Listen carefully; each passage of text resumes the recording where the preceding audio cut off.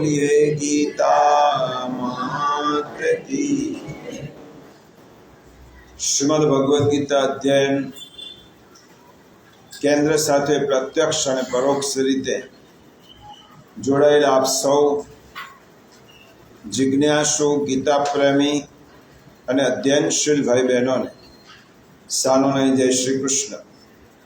આપના હૃદયમાં બિરાજમાન પરમ કૃપાળુ પરમાત્માને વંદન કરી આપણે ગીતા ગાયક પ્રભુ શ્રી કૃષ્ણ અને ગીતા માતાના ચરણોમાં કોટી કોટી વંદન કરી આજના અધ્યયનનો પ્રારંભ કર્યો। પ્રિયજનો, આપણે અધ્યાય 8ના ઉપસંહારાત્મક શ્લોકો પૈકી ગયા વખતે 23, 24 અને 25ના શ્લોકને વિચાર કર્યો હતો। તેમાં ઉચ્ચ પ્રકારના જીવાત્માની બે ગતિનું વર્ણન ભગવાને કર્યું છે, ઉત્તરાયણ અને દક્ષિણાયન। આ બંનેનો સાર આપણે ગયા વખતે તત્વાર્થ સમજ્યા હતા। હવે જે 3 શ્લોક 8મા અધ્યાયના અંતિમ 3 શ્લોક છે, તે પૈકી પહેલા 2 શ્લોક 26 અને 27માં બે ગતિનું વર્ણન ભગવાને પુનઃ કર્યું છે અને આ વિચારને દ્રઢ કર્યો છે અને એક આજ્ઞા કરી છે 8મા અધ્યાયનો આખો સાર રૂપે, અને 28મા અંતિમ શ્લોકમાં સમગ્ર અધ્યાયનો ઉપસંહાર કરીને પ્રભુએ અધ્યાય પૂર્ણ કર્યો છે। આ 3 શ્લોકનો પ્રારંભ આજથી કરીએ છીએ। આવતા રવિવાર સુધીમાં 3 શ્લોકને આપણે સમજવા પ્રયત્ન કરીશું। પહેલા 3 શ્લોકનું પારાયણ કરીએ, છેલ્લા 8મા અધ્યાયના છેલ્લા 3 શ્લોક। 138 પાઠ।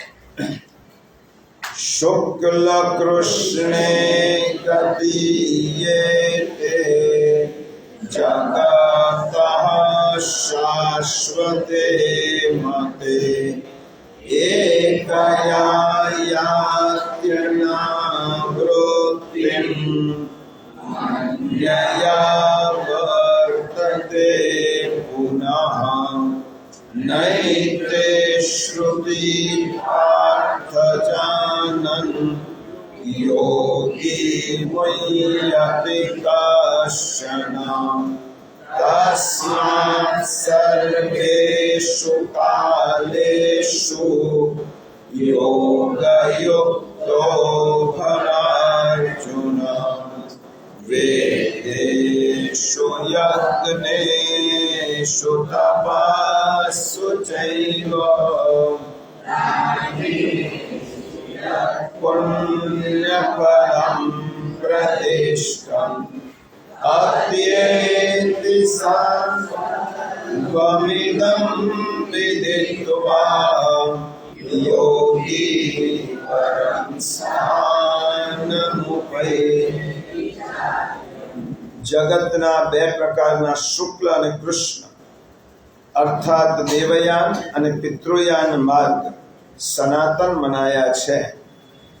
આ બેમાંથી એક માર્ગ દ્વારા જનાર જ્યાંથી પાછું નથી આવવું પડતું એ પરમ ગતિને પામે છે, અને બીજા માર્ગ પર જનાર ફરી પાછો આવે છે, એટલે કે જન્મ અને મરણને પામે છે।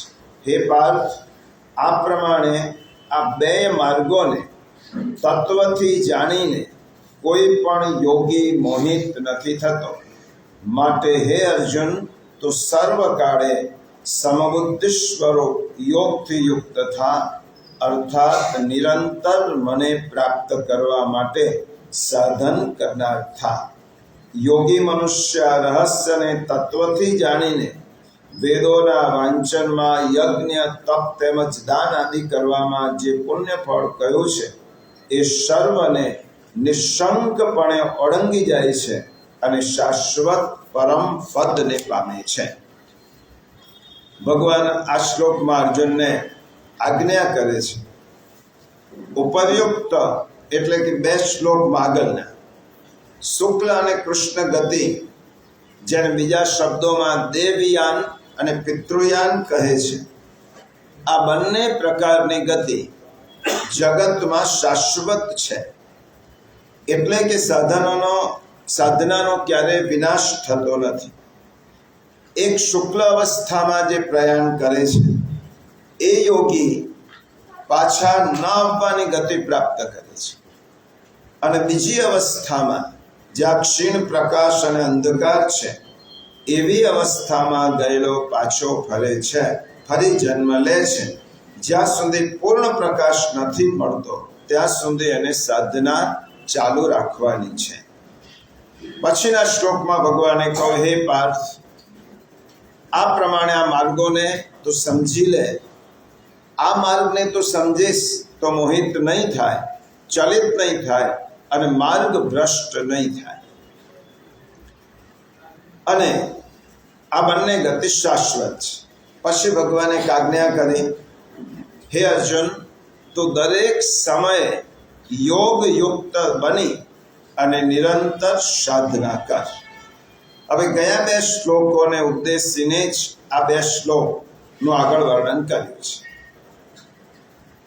આમાં વર્ણન કરેલા 2 માર્ગો જે ભગવાને કયા, દેવયાન અને પિતૃયાન, આ બંને તમે એમ સમજો કે સ્ટેટ હાઈવે છે અને નેશનલ હાઈવે છે. આ બંને માર્ગ, એક સ્ટેટ હાઈવે અને બીજો નેશનલ હાઈવે. એ ઉપરાંત બીજી નાની નાની ગલીઓ પણ છે ભગવાનને એ રસ્તાઓ, પણ આ 2 રાજમાર્ગ છે. ભગવાને અહીંયા રાજમાર્ગની વાત કરી છે, કારણ કે આ બંને રાજમાર્ગ એ સંભાળેલા છે, ટકાવેલા છે અને મેન્ટેન કરેલા છે. એ બંને રસ્તાઓને મેન્ટેન કરેલા છે, કારણ કે કેટલાય સાધક જીવો અહીંયાથી આવે છે, જાય છે. આજ પર્યંત જે મોટા મોટા ભક્તો છે, ઋષિઓ છે, આચાર્યો છે, તપસ્વીઓ છે, વિરક્તો છે, વૈરાગ્યો છે, પરમહંસો છે, એ બધા આ જ માર્ગ પર ગયેલા છે.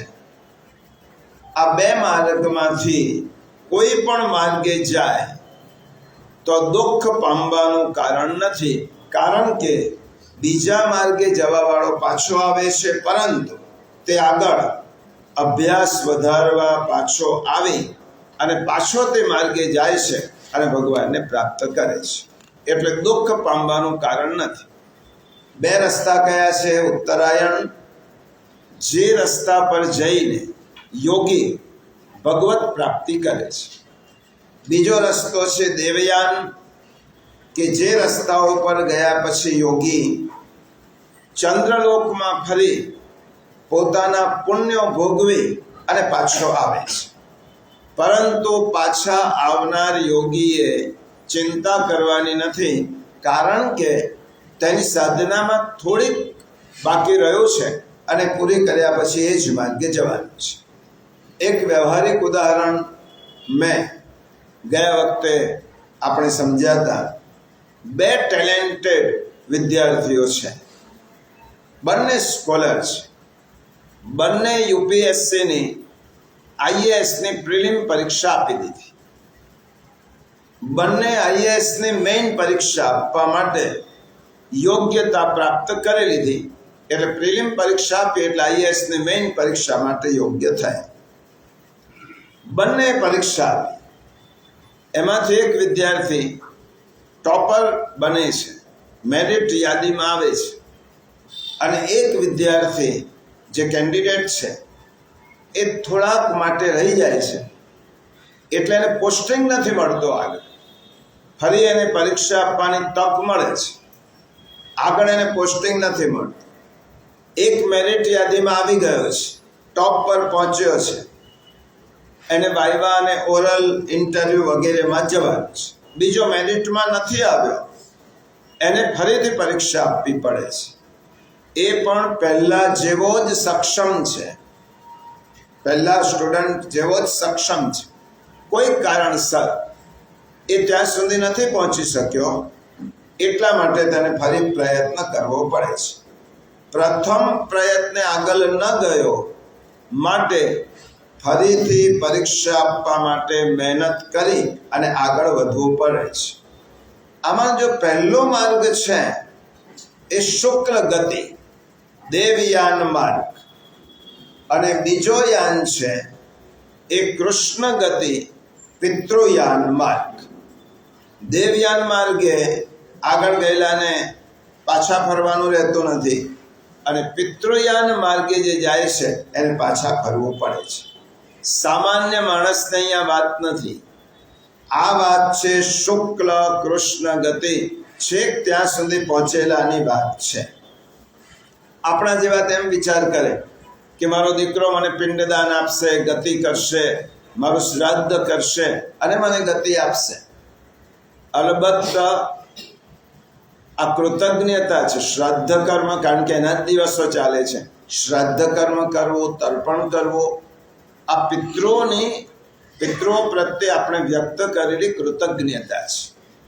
એનાથી એ જે લોકમાં હોય એ લોકમાં એ શાંતિ અને સ્વસ્થતા અનુભવે છે.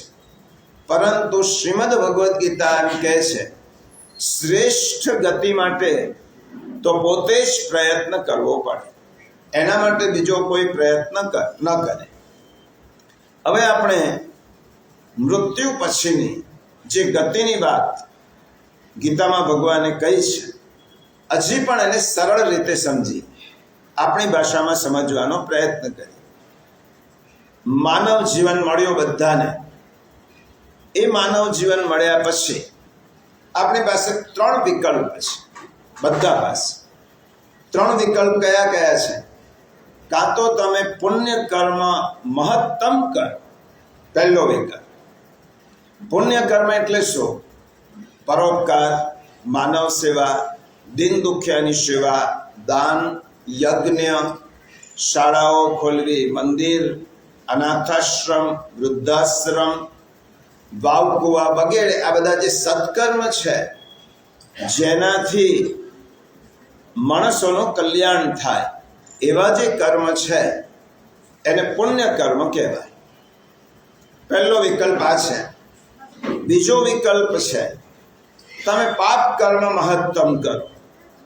જે પુણ્ય કર્મ નથી કરતા એ પાપ કર્મ. પાપ કર્મ એટલે શું? બીજાની આંતરડી કકડાવવી, ચોરી કરવી, લૂંટફાટ કરવી, અહિંસા કરવી, વ્યભિચાર કરવો, પર પીડન વૃત્તિ કરવી, અસત્ય બોલવું, જીવ હિંસા કરવી વગેરે. આ બધા પાપ કર્મ છે. પુણ્ય કર્મ એટલે માણસ માત્રના કલ્યાણનો વિચાર કરીને કરવામાં આવતા કર્મ. અને પાપ કર્મ એટલે શું? બીજાને પીડા આપીને, બીજાને દુઃખ આપીને કરેલા કર્મ એ પાપ કર્મ છે. આ બીજો વિકલ્પ.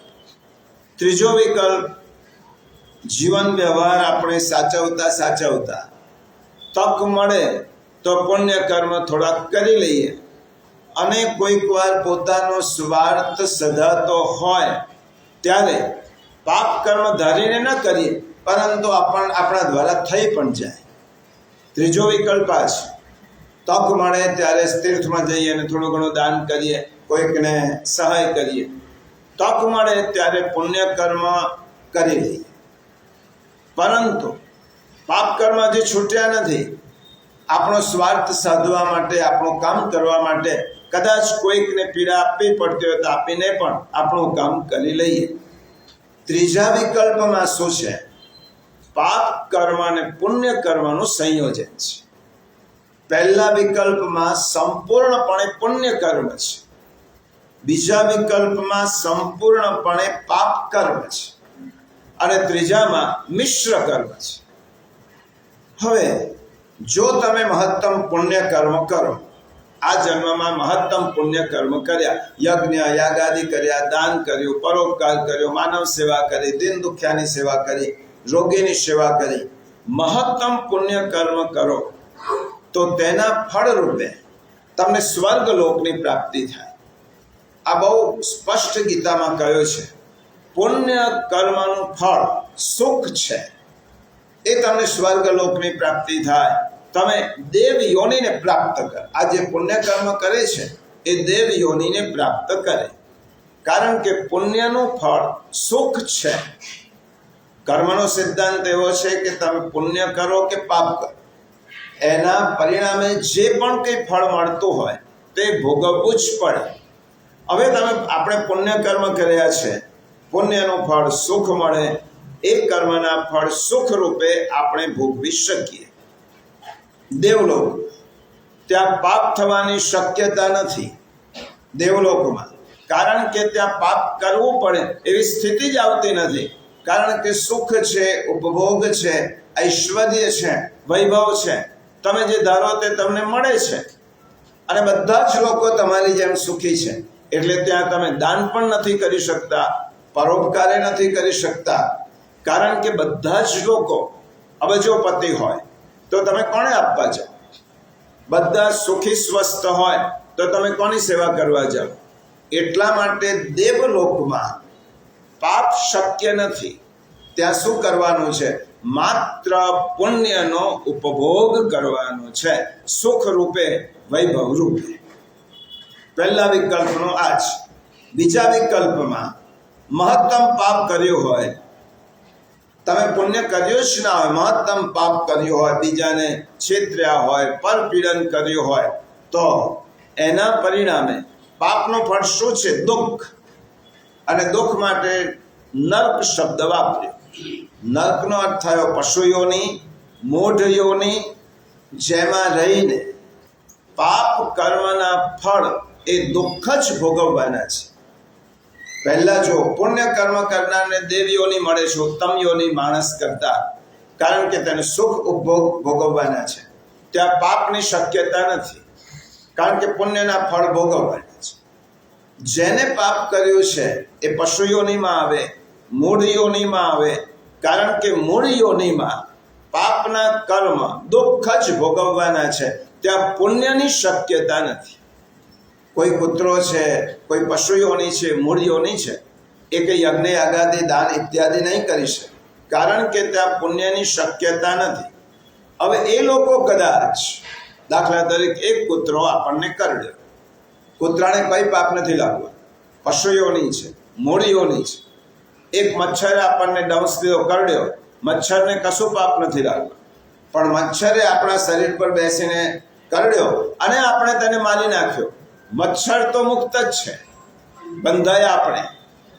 માખી છે, પશુ છે, પક્ષી છે, સર્પ છે, એ તમને કરડે તો સર્પનો સ્વભાવ છે કરડવા. મૂળ યોની છે, પશુ યોની છે, એ કરડે. એ કરડ્યા પછી છૂટો થઈ જાય છે, કારણ કે મૂળ યોની કે પશુ યોનીમાં કોઈ પાપના ફળ મળતા નથી, કારણ કે તેઓ ઢગલાબંધ પાપ કરીને દુઃખ રૂપે ભોગવે જ છે, અને ભોગવતા જ તેના બધા જ પાપો છૂટી જાય છે. ફળ આપણને મળવાનું છે.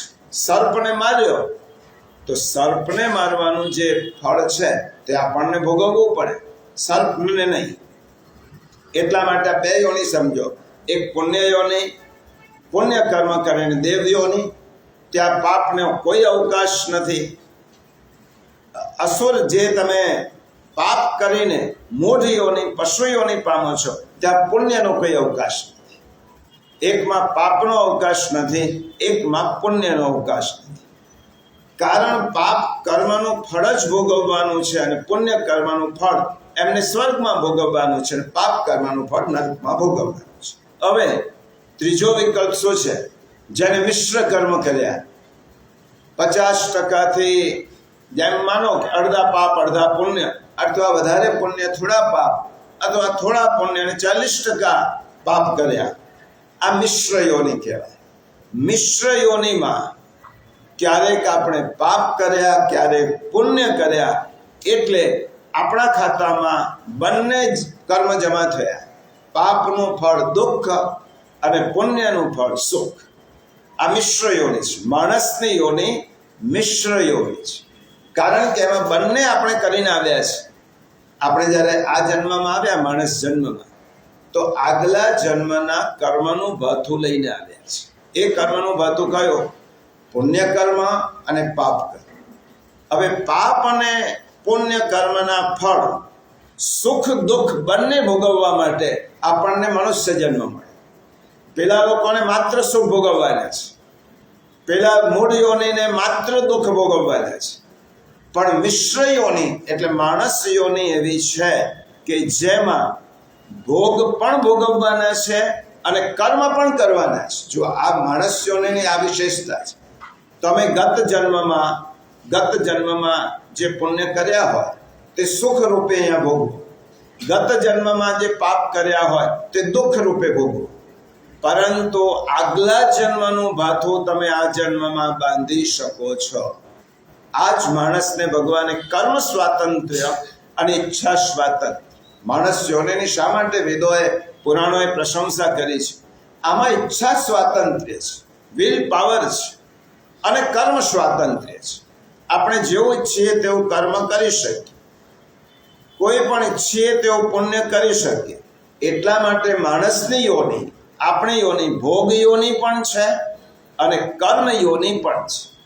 તમે નવા કર્મ એવા કરો કે તમારો આગલો જન્મ એવું ભાતું તૈયાર થાય કે તમે આગળ પણ જઈ શકો. અને જો સત્સંગ ન મળે તો એવા કર્મ કરો તો તમે પાછા મૂળ યોનિમાં પણ આવી શકો. આના માટે બે વિકલ્પ છે માનવ જીવન: સત્કર્મ કરી, પુણ્યકર્મ કરી, અને તમે સત્કર્મોની મૂડી પણ એકઠી કરી શકો છો. અને તમે મનુષ્ય યોનિમાં તમે પાપ કરીને એ પાપની ગઠરી પણ સાથે બાંધી શકાય છે. બંને લઈ શકાય અહીંયાથી. આ એવી દુકાન છે કે પાપ પણ મળે અને પુણ્ય પણ મળે, સુખ પણ મળે અને દુઃખ પણ મળે. આ ત્રણ વિકલ્પના ત્રણ કર્મ. હવે જેને દેવીઓની મળી છે એના પુણ્ય કર્મ ત્યાં પૂરા થઈ ગયા. ચાલો હિસાબ પ્રમાણે એને બરાબર હિસાબ થઈ ગયો, જમા અને ઉધાર પાછું. હવે એના પુણ્ય કર્મ સુખ ભોગવી અને પૂરા થઈ ગયા. હવે તેના ખાતામાં કશું જ જમા નથી. તો ગીતાજી કહે છે તે વ્યક્તિને ક્ષીણે પુણ્ય મર્ત્ય લોકમ વિશંતિ.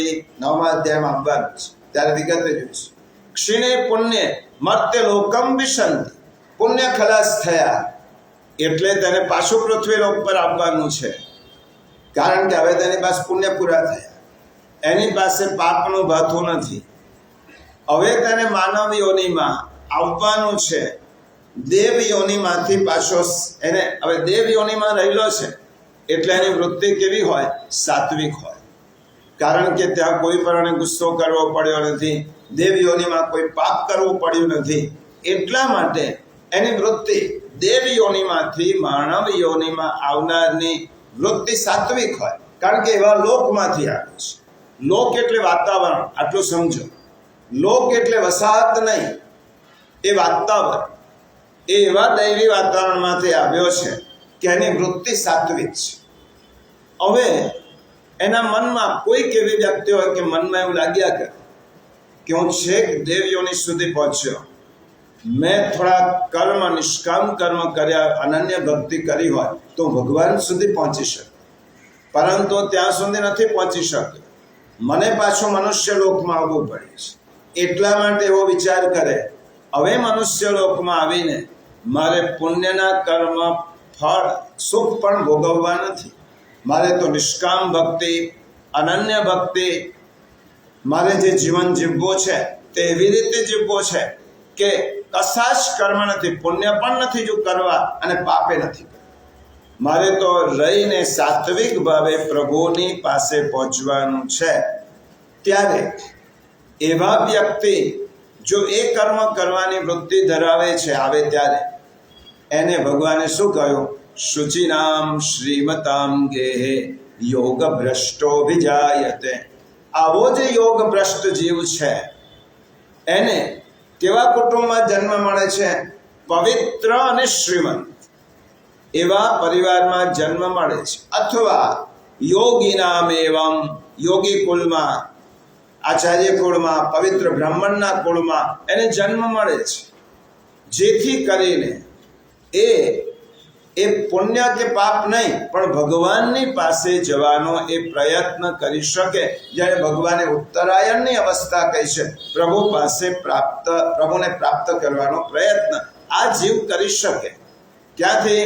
દેવયોનીમાંથી આવેલો, એના મનમાં કોઈ પણ સાત્વિક તામસી વૃત્તિ નથી, પાપ કરેલા નથી, અને મનમાં એવો વિચાર કરે છે કે મારે તો દેવયોની કરતા પણ હવે પ્રભુની પાસે જવું છે. એવી વ્યક્તિ વૃત્તિ પ્રમાણે ભગવત પ્રાપ્તિ કરી શકાય. કોના યુગમાં જન્મ મળે? યોગીના યુગમાં. એટલે તમે જે મહાપુરુષો, સંતો, ભગવદીઓ જુઓ, એ કઈ એમને ભગવાને શા માટે મોકલ્યા છે? પોતાની પાસે ફરીથી આવવા માટે. મનુષ્ય લોકમાં આવ્યા છે, એમના ખાતામાં બીજું કશું જ પાપ નથી. હવે એમને પુણ્ય કર્મ કરીને સુખ નથી ભોગવવા, એમને તો હવે ભગવદ પ્રીત્યર્થ કર્મ કરીને માત્ર ભગવાનની પ્રાપ્તિ કરવી છે. એટલે યોગી કુળમાં, શ્રીમંત પવિત્ર કુળમાં, વિદ્વાન કુળમાં આવી રીતે જન્મ ધારણ કરે. હવે તમે સુખની પ્રાપ્તિ માટે પુણ્ય કર્મ નથી કરતા, પરંતુ ભગવત પ્રાપ્તિ માટે કરો છો, નિષ્કામ કર્મ કરો છો. એટલે એવા જીવો ભગવાનને પામે. આ થઈ પહેલી વાત. હવે પાછા માણસ યોનીમાં બીજા કયા જીવો આવે છે? પાપ યોનીના ફળ ભોગવ્યા પછી. હવે એના પાપ પૂરા થઈ ગયા છે. પશુ યોનીમાં સર્પ છે, ઉંદર છે, મચ્છર છે, માખી છે ઇત્યાદિ, એના બધા જ પાપ પૂરા થઈ ગયા છે. પાપ યોની ભોગવી લીધી. હવે એના ખાતામાં કોઈ પાપ નથી, પુણ્ય તો નથી જ, પણ પાપ નથી. તો ભગવાન એને તક આપે છે, તો મનુષ્ય યોનીમાં જા અને ફરીથી પ્રયત્ન કરી અને ઊંચે ચડવા પ્રયત્ન કર. તારા બધા જ પાપ ભોગવાઈ ગયા છે દુઃખ રૂપે મૂળ યોનીમાં, પશુ યોનીમાં. હવે એનો બેલેન્સ નીલ થઈ ગયો. હવે એને આ મનુષ્ય યોનીમાં જન્મ આપવામાં આવે છે. અને મનુષ્ય યોનીમાં જન્મ મળ્યા પછી તેની પાસે પાછા 3 વિકલ્પ ખુલ્લા છે. ફરીથી પાપ કરવા, પુણ્ય કરવા, કે પાપ અને પુણ્યથી ઉપર જઈ અને ભગવત પ્રાપ્તિ માટે કર્મ કરવા. એની પાસે 3 વિકલ્પ ખુલ્યા છે. હવે 3 વિકલ્પમાંથી જો આ વ્યક્તિને, આ જીવને મનુષ્ય પશુ યોનીમાંથી મનુષ્ય યોનીમાં આવે છે. હવે જો સત્સંગની, અધ્યયનની, સત્શ્રવણની આવશ્યકતા અહીં ઊભી થાય છે. બધા જ જીવો કઈ યોનીમાંથી આવ્યા છે ખબર નથી, પરંતુ એને સત્સંગ મળી જાય, મહાપુરુષોનો સંગ મળી જાય, સારો સંગ મળે તો તરત જ એને દિશા સૂચન કરે. જેવી રીતે વાલિયા લૂંટારાને વાલ્મીકી ઋષિનો સંગ થયો, વાલિયામાંથી નારદ ઋષિનો સંગ થયો, તો વાલિયામાંથી વાલ્મીકી ઋષિ થઈ ગયા. શેની અસર છે? સંગની.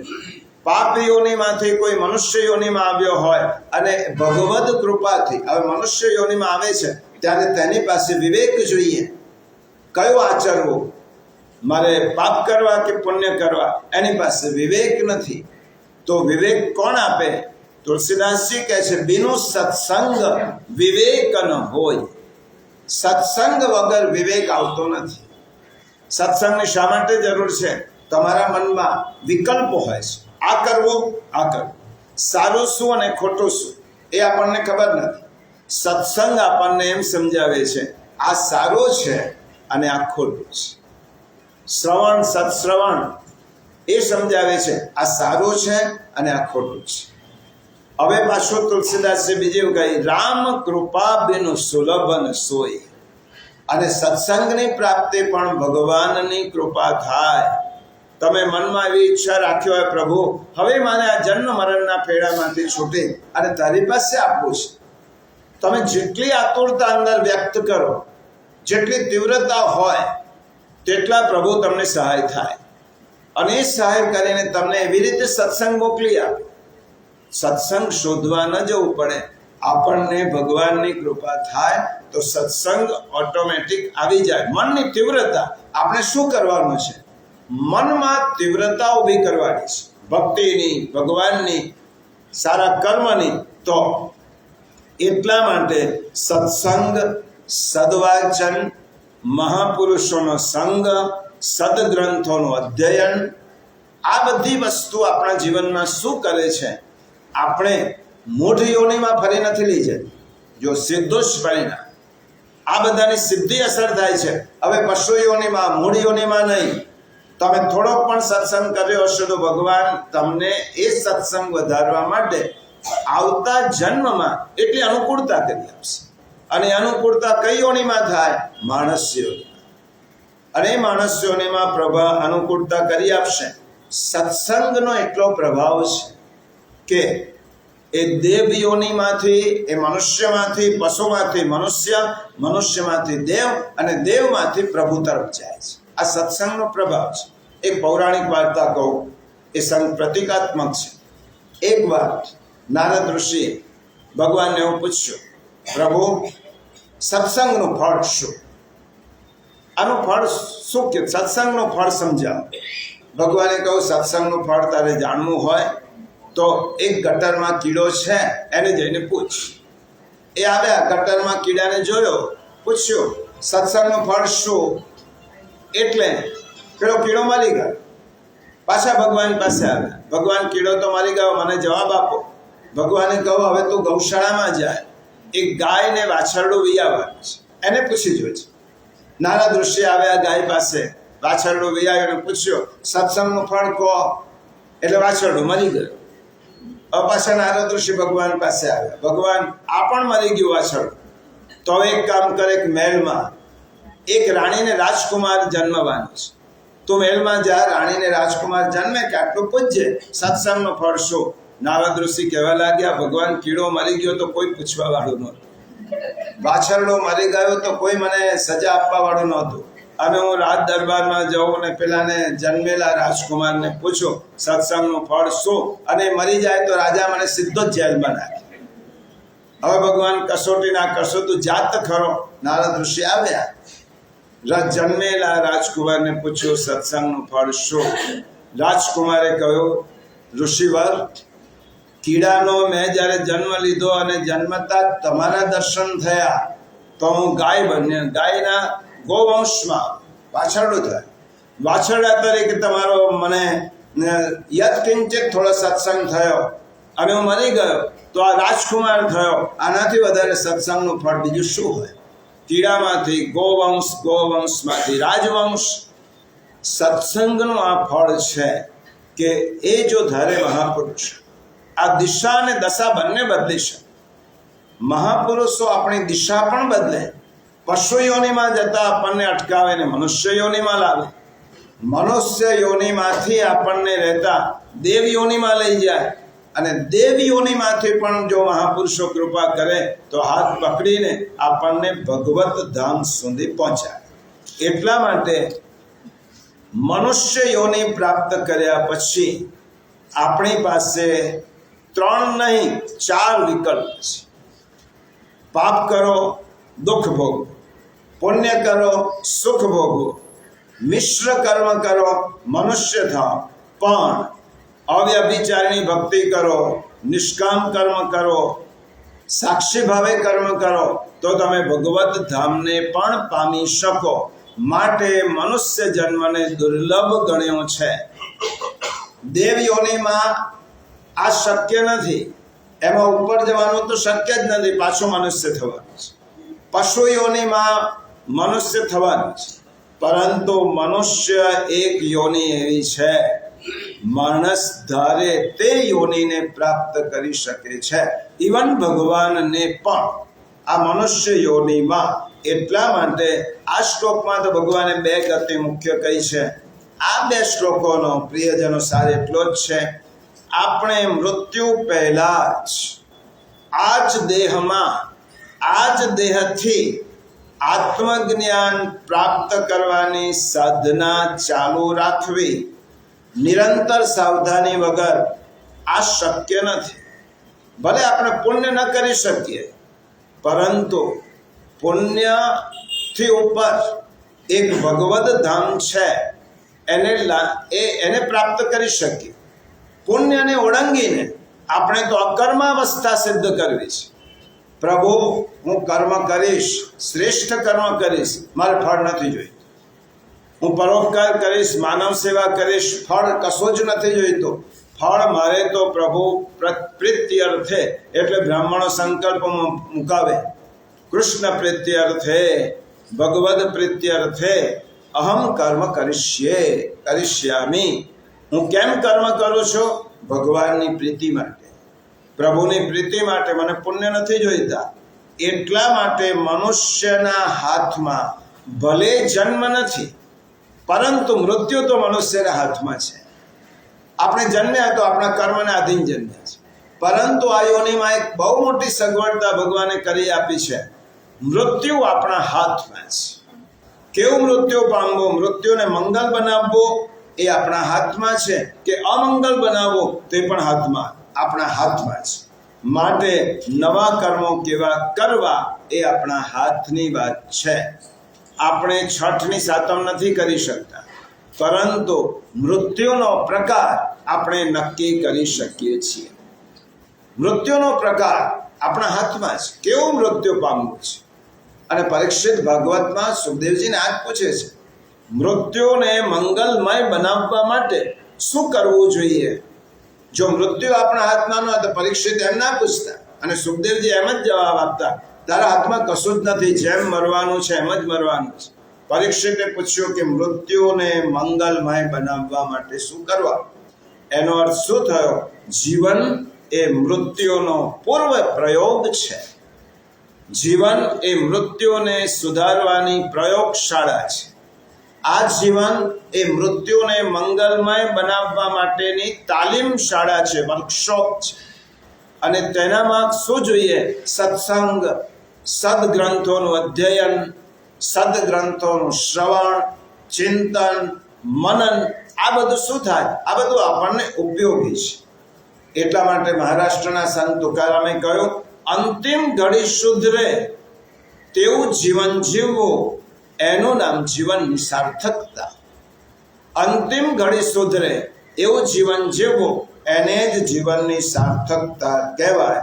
એટલે નિરંતર યાદ રહેવું જોઈએ, જીવનની અંતિમ સાધના મરતા પહેલા મૃત્યુને મેળવવાની છે. જ્ઞાનેશ્વરે ભગવદ્ ગીતામાં એમની ટીકા છે, જ્ઞાનેશ્વરી ટીકા. તમારી પાસે શક્ય હોય અને ઘેરા ગ્રંથ હોય તો નવરાશના સમયે જ્ઞાનેશ્વરી ગીતા એ વાંચવા જેવી છે.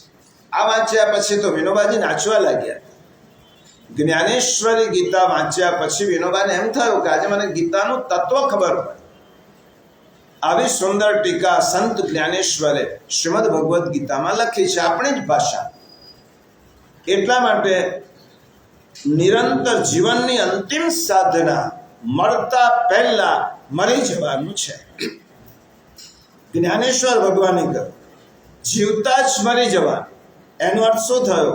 શ્વાસ ચાલે છે, વ્યવહાર ચાલે છે, પણ અંદર ઈચ્છાઓના ધમ પછાડા નથી, સંકલ્પોની આંધી નથી, કશેક પહોંચવાની, કશુંક મેળવવાના ધખારા નથી.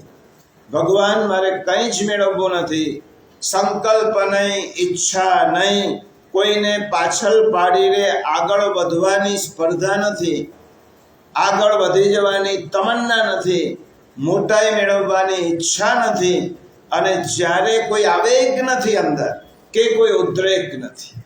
ભગવાન જીવન તને સોંપ્યું છે, એક ડગલું ભર્યા પછી બીજું ડગલું ક્યાં ભરવું, કેવી રીતે ભરવું એ મને ખબર નથી, તારે ભરાવવાનું છે.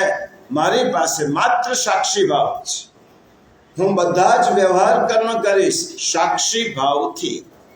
અને સાક્ષી ભાવથી, કરતા ભાવથી જ્યારે કર્મ કરીએ છીએ ત્યારે એ કર્મ બંધનરૂપ નથી થતા, એ કર્મ આપણને વળગતા નથી. અને એટલા જ માટે જેવી રીતે એક ઉદાહરણ મેં સમજાવ્યું હતું, સોક્રેટિસને ઝેર પીવડાવ્યું.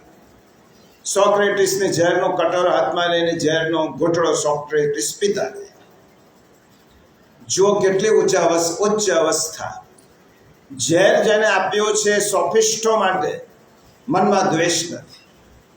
પ્રભુ તારી ઈચ્છા હશે કે આ ઝેરનો કટોરો પીને મારે મરવાનું છે તો આ ઝેર સ્વીકાર્ય છે.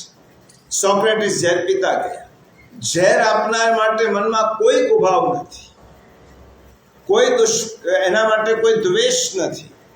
ઝેરનો કટોરો પીતા પીતા સોક્રેટિસ કહે છે શિષ્યોને, જુઓ, આજ સુધી મેં તમને મૃત્યુનું તત્વજ્ઞાન સમજાવ્યું, મૃત્યુની ફિલોસોફી સમજાવી. આજે હું તમને મૃત્યુ કેવી રીતે પામવાનું તેનો પ્રયોગ સમજાવું છું. મારા હાથમાં ઝેર છે, આ ઝેરથી મરણ નિશ્ચિત છે. ઝેર પીતા પીતા સોક્રેટિસ કહેતા જાય છે, જુઓ, હવે ધીરે ધીરે ઘૂંટણ સુધી આ ઝેરની અસર થઈ છે અને મારા પગ હવે જળ બની ગયા છે, ખલાસ થઈ ગયા છે. થોડા વખતમાં ઝેર બધે જ પ્રસરી જશે અને તમારી સાથે હું બોલતો રહેલો સોક્રેટિસ પછી બોલી નહીં શક. અને ધીમે ધીમે ધીમે આ ઝેર મારા સમગ્ર શરીરમાં વ્યાપ્ત થશે અને આ દેહ નિશ્ચેતન થઈ જશે. ત્યારે તમે એમ નહીં માનતા કે હું મરી ગયો છું. હું તો છું જ. હું આ શરીર છોડીને બીજે જાઉં છું. આ ઘર મરી ગયો છે, ઘર મળી ગયો છે. મારું મૃત્યુ નથી થવાનું, હું તો રહેવાનો જ છું. અને એટલા માટે આ સોક્રેટિસે, કારણ કે હું ક્યાં જવાનો છું? મારા ભીતરના ચૈતન્યને પામવાનો છું. અત્યાર સુધી જે ઘટાકાશ હતો, જે આકાશ ગળામાં સીમિત હતો, એ ગળો ફૂટી ગયો તો આકાશ ક્યાં મળી જશે? મહાકાશ. હું તો રહેવાનો જ છું, ગળો ફૂટ્યો છે. એટલા માટે સ્મશાનમાં આજે રિવાજ છે ગળો ફોડવાનો. આ બધું તાત્વિક છે, પણ આપણે એને કર્મકાંડ બનાવી દીધું. આ માનવ જીવનનો દેહનો ગળો ફૂટી ગયો. ગળો ફૂટી ગયો એટલે શું થાય? એની અંદર રહેલું જે આકાશ છે એ મહાકાશમાં ભળી ગયો. હવે ઘટાકાશ મટી અને મહાકાશમાં ભળી ગયો એટલે ચૈતન્ય એ મહાચૈતન્યમાં ભળી ગયો. આ દેહ તો ઘડો હતો, સાધન હતો. આને ભગવાન કહે છે તદ્ધામ પરમમ મમ, એ મારું ધામ છે. અને મૃત્યુ પહેલા મરી જવાની કળા, એટલે જ આ કળા હસ્તગત ઉપદેશથી ન થાય, જાતે જ કરવી પડે. અને એટલા માટે ગીતાનો આ સિદ્ધાંત બહુ મહત્વનો છે. ભગવાને બહુ સુંદર આજ્ઞા કરી છે. 8મા અધ્યાયના 27મા શ્લોક, તસ્માત સર્વેષુ કાલેષુ યોગયુક્તો ભવાર્જુન. એમ સમજી લો કે 8મા અધ્યાયમાં ભગવાનની આ એક મહત્વની આજ્ઞા છે. તસ્માત, તેથી, સર્વેષુ કાલેષુ, બધા જ સમયમાં, તું મને પ્રાપ્ત કરવાની સાધના તારી ચાલુ રાખ.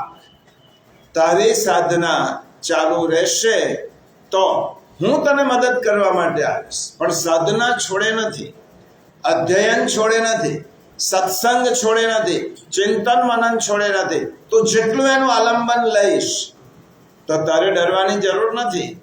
હું તને મદદ કરવા માટે આવીશ. કારણ કે જીવનો હાથ પકડવા માટે ઈશ્વર જો પકડી લે હાથ તો સીધું જ આપણે બ્રહ્મને પામીએ. પરંતુ આપણો હાથ મરતી વખતે કોણ પકડે છે? કોઈ જેનામાં આસક્તિ હોય તેમનો હાથ પકડે આપે.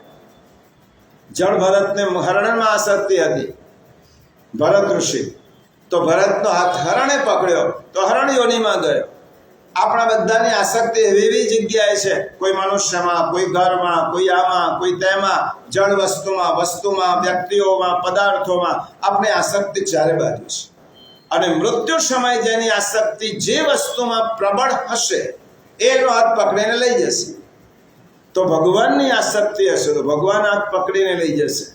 અને વ્યક્તિમાં આસક્તિ હશે તો વ્યક્તિ હાથ પકડીને લઈ જશે. અને ઘરમાં આસક્તિ હશે તો ઘર બોલાવશે ઉંદર તરીકે, સર્પ તરીકે, બિલાડી તરીકે, કૂતરા તરીકે. આસક્તિ આપણી છે એ હાથ પકડીને ખેંચી જશે. શ્રીમદ ભગવદ્ ગીતામાં ખૂબ સુંદર આ બંને ગતિ સમજાવી છે. પ્રિયજનો, શ્રીમદ ભગવદ્ ગીતા સમજ્યા વગર આ મનુષ્ય દેહ પૂરો કરવો એ બહુ ખોટનો ધંધો છે.